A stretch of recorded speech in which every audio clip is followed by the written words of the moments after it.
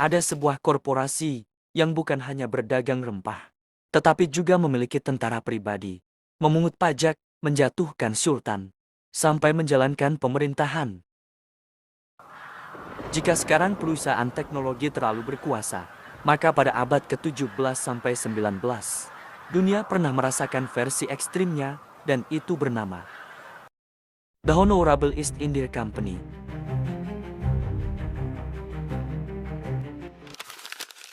Awalnya, didirikan sebagai perusahaan dagang monopoli untuk bersaing dengan kongsi dagang Belanda VOC dengan tujuan utama berdagang di Asia Timur dan Tenggara serta India.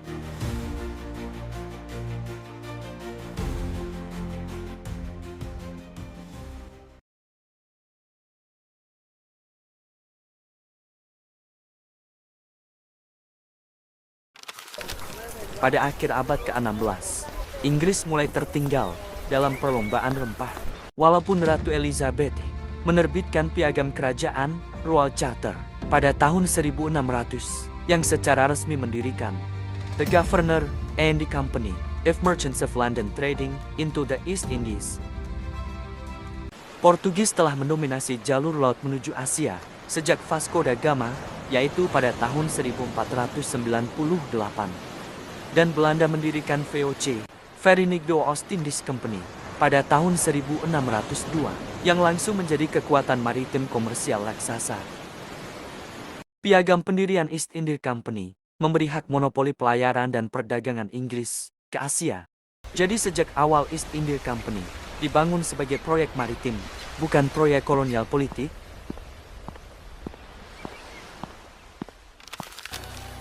Inggris sadar bahwa mereka harus memperkuat ekspedisi lautnya demi membuka rute perdagangan langsung ke Asia.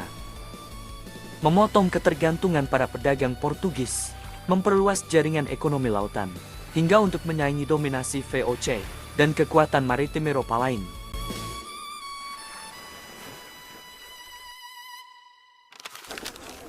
Awalnya, perusahaan ini hanyalah kumpulan pedagang Inggris yang ingin menyaingi dominasi Portugis dan Belanda dalam perdagangan rempah Asia.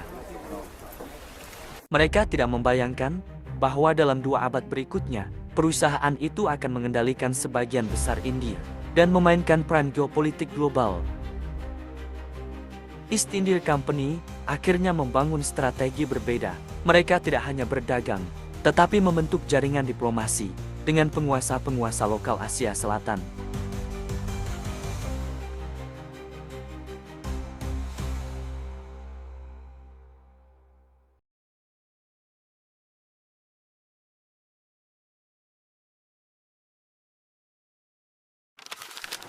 Ekspedisi pertama East India Company pada tahun 1601 dipimpin oleh James Lancaster. Sebelum memimpin pelayaran pertama East India Company, James Lancaster telah menjalani berbagai pengalaman yang mengasah kecakapannya dalam navigasi pelayaran.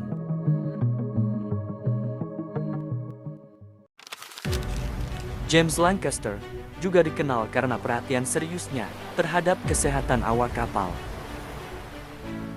Dalam pelayaran-pelayaran awalnya, ia menyadari bahwa scurvy merupakan pembunuh terbesar para pelaut, yang kemudian ia bereksperimen dengan lemon sebagai pencegah scurvy.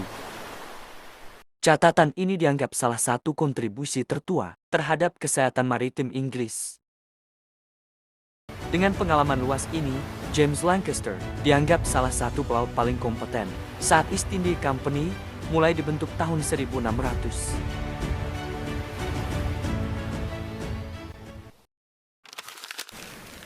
Hingga akhirnya, pada tahun 1601, James Lancaster ditunjuk memimpin armada pertama East India Company.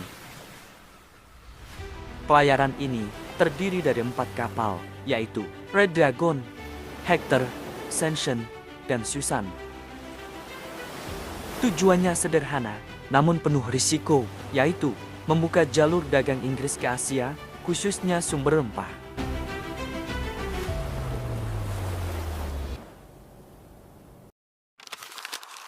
James Lancaster menerapkan sistem disiplin ketat seperti jadwal perawatan kapal, kebersihan, rotasi tugas, dan pemberian jus lemon untuk kesehatan awak.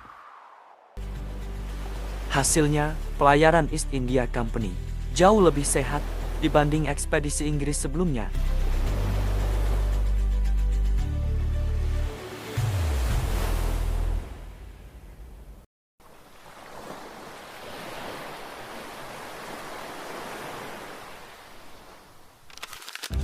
Pada tahun 1602, James Lancaster tiba di Kesultanan Aceh.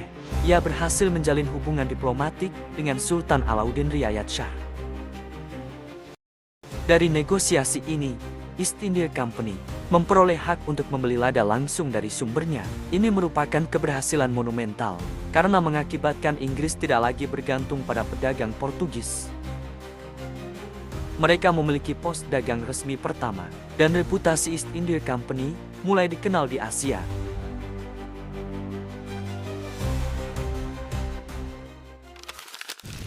Aceh memberikan izin bagi Inggris untuk membeli lada.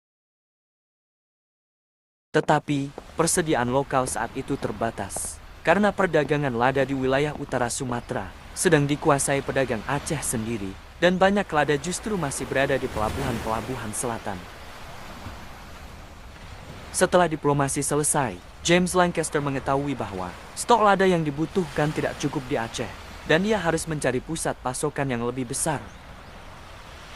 Karena itu, James Lancaster meninggalkan Aceh dan bergerak ke pantai barat Sumatera untuk mendapatkan muatan rempah yang memadai sebelum kembali ke Inggris.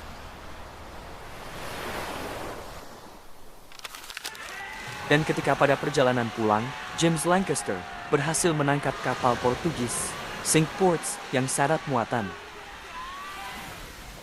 Hasil rampasan ini begitu besar, sehingga keuntungan bersih ekspedisi mencapai 200-300% bagi para investor East India Company.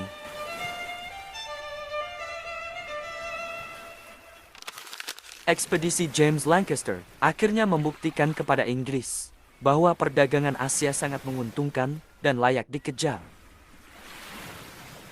Ekspedisi pertama East India Company di bawah James Lancaster meninggalkan beberapa dampak besar seperti pembentukan jaringan dagang Inggris di Asia, ilmu navigasi dan kesehatan laut, penguatan posisi Inggris dalam perdagangan rempah, serta warisan diplomatik.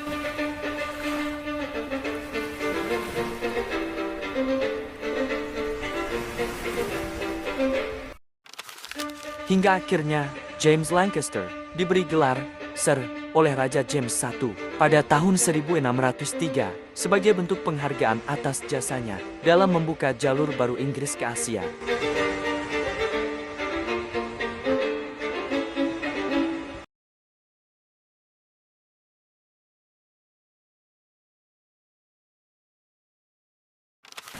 Pada tahun 1608, kapal Hector yang memuat Kapten William Hawkins mendarat di Pelabuhan Surat, sebuah kota pesisir penting di bawah kekuasaan Kekaisaran Mughal. Misi ini merupakan bagian dari ekspedisi perdagangan East India Company yang sedang mencari jalur alternatif untuk perdagangan rempah, kain, dan komoditas bernilai tinggi di Asia. Namun pada saat itu, Portugis mendominasi Lautan India Barat dengan gabungan kekuatan dagang dan militernya.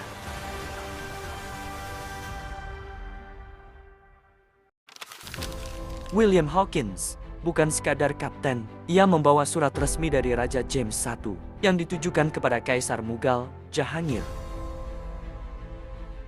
Misinya jelas, mendapatkan izin resmi untuk berdagang, membuka pusat dagang, factory, dan menantang dominasi Portugis di wilayah tersebut.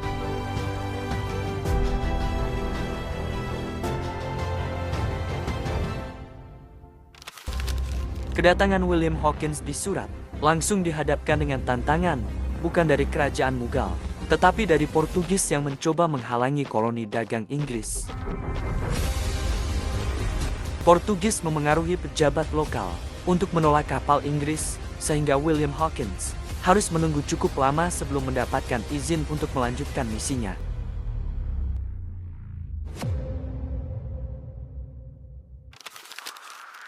Pada awal tahun 1609, setelah melewati berbagai hambatan, William Hawkins akhirnya mendapat izin untuk melakukan perjalanan ke Agra, yaitu ibu kota Mughal. Perjalanannya bukan sekadar tamasya, ia membawa mandat diplomatik untuk menegosiasikan hubungan dagang langsung antara Inggris dan Mughal.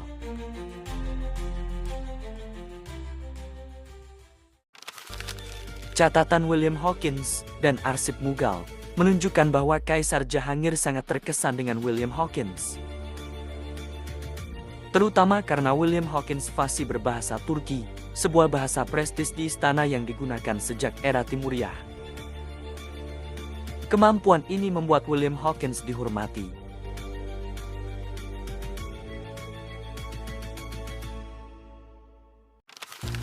Meskipun hubungan personal William Hawkins dengan Jahangir sangat baik, tapi misinya tidak berjalan mulus. Di balik layar, Portugis memainkan politik yang sangat aktif. Mereka menawarkan hadiah, tekanan, dan hubungan historis dengan Mughal untuk mencegah masuknya Inggris sebagai pesaing baru. Portugis bahkan memberikan armada dan bantuan militer kepada Mughal, khususnya dalam pertahanan pesisir, sebuah faktor penting mengapa pejabat Mughal di tingkat lokal lebih percaya Portugis daripada Inggris yang baru datang.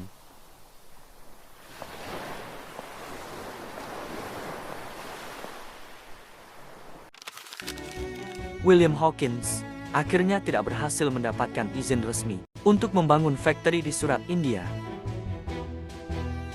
Namun, ia justru menanamkan fondasi diplomatik yang akan sangat penting di masa depan. Fondasi yang membuat misi suksesornya yaitu Sir Thomas Roe menjadi sukses besar.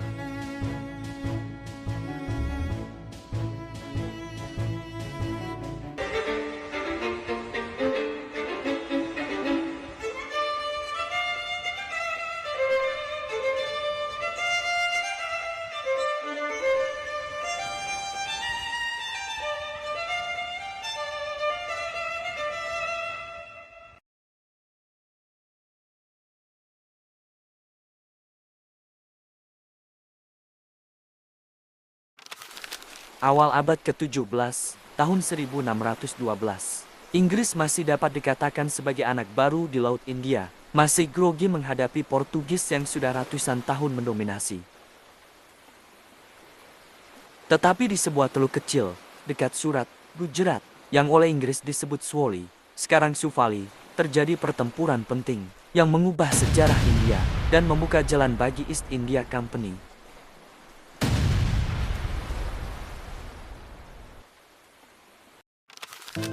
Tokoh sentral dari pihak Inggris adalah Kapten Thomas Best, seorang nakoda East India Company yang punya keberanian besar dan sedikit kepercayaan diri berlebih, dua hal yang ternyata sangat diperlukan untuk menantang Portugis.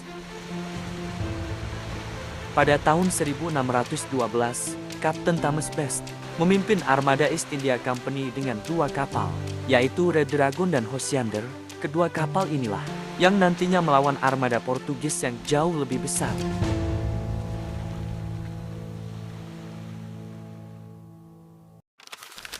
Best datang ke Surat, awalnya untuk urusan dagang, bukan perang.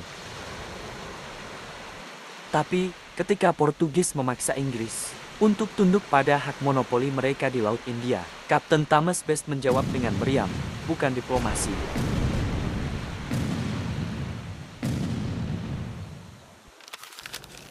Portugis merupakan pemain lama di Samudra Hindia. Sejak tahun 1500-an, mereka menguasai Goa, Malaka, dan jalur-jalur perdagangan utama.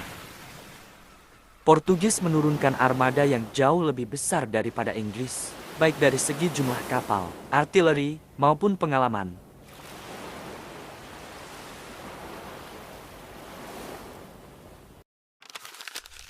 Walaupun jumlahnya lebih besar, Portugis mengalami masalah karena kapal mereka lebih berat, kurang gesit, dan posisi mereka di teluk tidak menguntungkan. Kapten Thomas Best memanfaatkan kedua kapal kecilnya untuk bermanuver cepat dan menembak dari jarak ideal.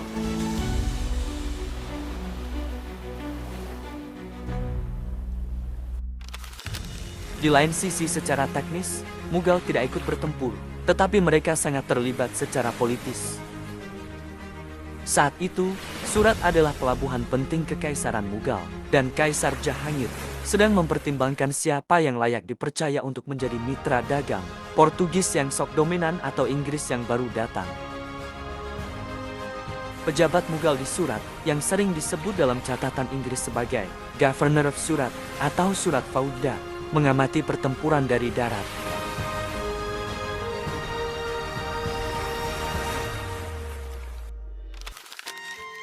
Dan ketika Inggris menang, Mughal dapat menyimpulkan, kalau Inggris bisa mengalahkan Portugis, berarti mereka bisa diandalkan.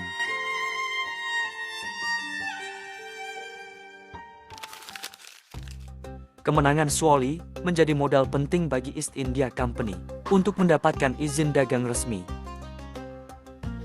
Lalu Kekaisaran Mughal beberapa tahun kemudian menyambut kedatangan Sir Thomas Roe secara lebih terhormat. Kemenangan Inggris membuat para pedagang Gujarat menaruh harapan pada Inggris sebagai kekuatan penyeimbang.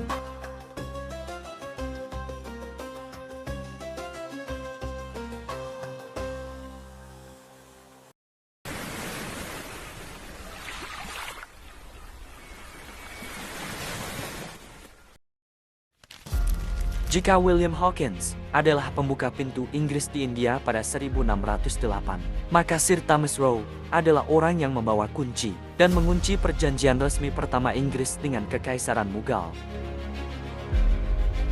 Tetapi sebelum Sir Thomas Roe benar-benar berangkat ke India pada tahun 1615, ada konteks penting yang sering terlupakan, yaitu pada tahun 1611. Ketika East India Company mulai menyadari bahwa hubungan dagang dengan kekaisaran besar seperti Mughal tidak cukup hanya mengandalkan hadiah dan keberanian kapten kapal.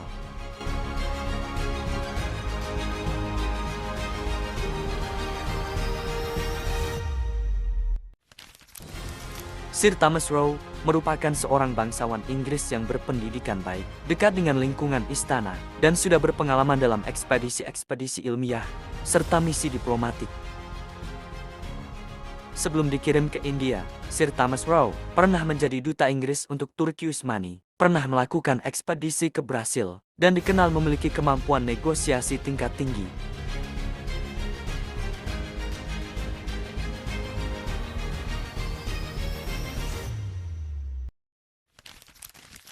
Yang unik, Sir Thomas Roe bukan orang laut seperti William Hawkins atau James Lancaster. Ia lebih mirip kombinasi antara diplomat profesional dan penjelajah intelektual, kombinasi yang tepat untuk menghadapi istana Mughal yang penuh protokol, seni, dan politik tinggi.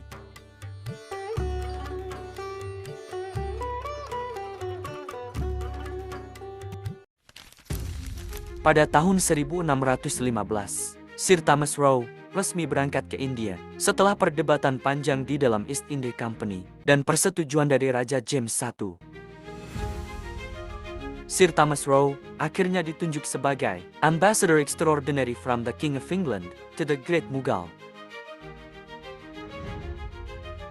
Sir Thomas Roe berangkat dengan membawa surat resmi dari Raja James I untuk Kaisar Jahangir, instruksi diplomatik yang ketat, dan mandat untuk membuka jalur dagang permanen, serta mengamankan perlindungan hukum bagi pedagang Inggris.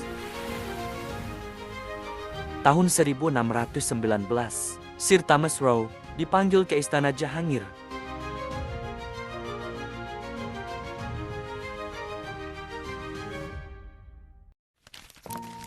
Saat tiba di India, Sir Thomas Roe mendapati Mughal bukan kerajaan biasa. Mereka adalah salah satu kekaisaran terkaya di dunia, pusat seni, ekonomi, dan militer. Diplomasi di sana bukan sekadar negosiasi, melainkan pertunjukan kekayaan, etiket, dan simbol politik. Sir Thomas Roe mencatat semuanya dengan detail dalam The Embassy of Sir Thomas Roe to the Court of the Great Mogul. Setelah 4 tahun berada di Agra dan mengikuti rombongan Jahangir dalam perjalanan musimannya, Sir Thomas Roe akhirnya mendapatkan izin resmi mendirikan factory pos dagang, hak perdagangan relatif bebas, dan perlindungan dari aparat Mughal.